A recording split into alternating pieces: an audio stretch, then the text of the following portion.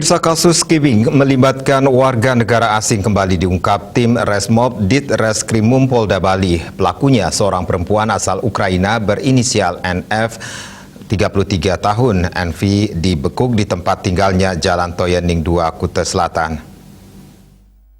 Taviani tiba di Polda Bali Direktur Reskrimum Polda Bali Kombes Polisi Aris Satrian saat dikonfirmasi membenarkan adanya pengungkapan kasus ini. Informasi di lapangan, kasus ini terungkap setelah salah satu bank mencurigai adanya transaksi di salah satu ATM. Transaksi itu berlangsung bertahap hingga 30 November 2021. Selanjutnya pihak bank melaporkan kejadian ke Ditreskrimum Polda Bali. Tim Resmob Polda Bali langsung melakukan penyelidikan. Setelah mengantongi alat bukti, polisi membekuk NV di tempat tinggalnya.